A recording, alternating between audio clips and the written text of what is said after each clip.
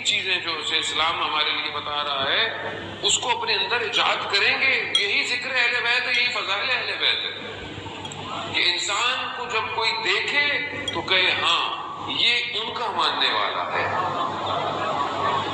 حالات آپ کے سامنے ہے کیونکہ ہم اپنے اخلاق سے بہرحال دشمن کی سازشیں اپنی جگہ، پروپیگنڈے اپنی جگہ، فرقہ واریت اپنی جگہ، یہ سب جو ہے وہ یہ اصل میں چکر کوئی اور ہے اور قوم کو الجھایا جا رہا ہے، لڑایا جا رہا ہے۔ تو اس کو پرہیز کریں، اس کی طرف توجہ بھی نہیں دیں، اصل ادب کی طرف بڑھیں۔ یہ چھوٹے چھوٹے پروپیگنڈے فتنے جو ہے وہ تباہ کرنے کے لیے، انسان کی رفتار روکنے کے لیے ہے۔ آپ کی نگاہ جسے مولا متقیان امام حسن مصطفیٰ علیہ السلام کو صلی اللہ محمد، امام نے اپنے فرزند کو فرمایا کہ جب تم لڑ رہے ہو تو تمہاری نگاہ دشمن کی آخری صف میں ہونی چاہیے۔ یعنی کیا؟ یعنی ہو تم فرنٹ پہ لیکن تمہاری نگاہیں دور تک دیکھتی ہوں دشمن کی سازشوں کو۔ اس کو پہچانے۔ ملک کو خامخواہ ایک چیز میں جھونکنے کی کوشش ہے تو ملک کو وہی بچائے جو صحیح اپنے ملک کی جو ہے وہ خدمت کرتا ہے، اور اپنے آپ کو ہر طریقے سے اس قابل کرے کہ ہم اپنے ملک کے لیے دنیا میں اس کی عزت کو جو ہے وہ قائم کر سکیں۔ لوگ جو ہے وہ حسرت کی نگاہ سے دیکھیں، نہ کہ لوگ افسوس کی نگاہ سے دیکھیں۔ اپنے آپس کے رابطوں کو صحیح کرنے ہی سے ہم امام تک پہنچ سکتے ہیں۔ جان محترم، یہ اجتماعی معاملہ ہے۔ یہ اجتماع تبھی ہوگی جب آپ اپنی خلوت اور تنہائی اور اپنی عبادتوں کو صحیح کریں گے۔ امام تک پہنچنا اگر آسان ہوتا تو 72,000 ہوتے، صرف 72 تھے، 72,000 لوگ ہوتے جو امام کے ساتھ ہوتے۔ کیوں؟ کیونکہ مانتے سب تھے، جانتے سب تھے، لیکن سرعت نہیں دکھا پائے، انتظار کرتے رہ گئے، اب یہ ہوگا، اب ایسا کریں گے، اب ویسا کریں گے۔ ہم اپنی زندگی کے اپنے کاموں میں 24 گھنٹوں کے اندر دیکھیں کہ ہم اپنی زندگی میں کوئی ایسا ایگزٹ کا بٹن ہے کہ اگر امام کی کال آ جائے تو ہم ایک دم چلے جائیں گے امام تک۔ اس کو پریکٹس کریں۔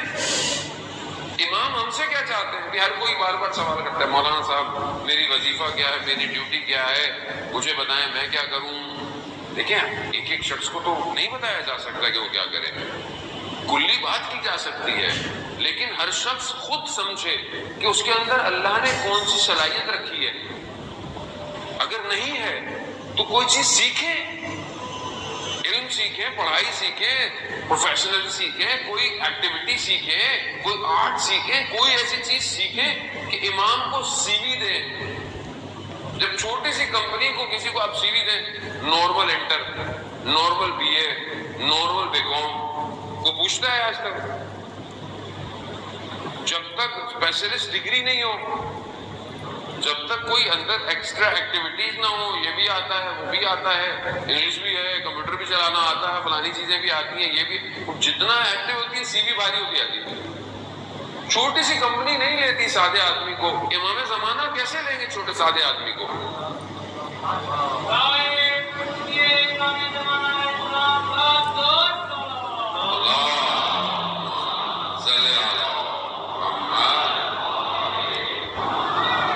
اس کو ہمیں خود ایز اے کمیونٹی خود سوچنا چاہیے کہ ہم ایز اے کمیونٹی کیا کر سکتے ہیں۔ اگر ہمارے یہاں اچھے جوان، اچھے بچے ہیں، صلاحیت رکھتے ہیں، اچھا پڑھتے ہیں، تو اگر فائنینشلی ایشو ہے تو ہم مل کے اس کی مدد کریں، کمیونٹی کو ایک اچھا اسٹوڈنٹ دیں، ایک اچھا اسپیشلسٹ دیں جو کل کو کمیونٹی کو پے بیک کرے گا اپنے عمل کے ساتھ، اپنی تعلیم کے ساتھ۔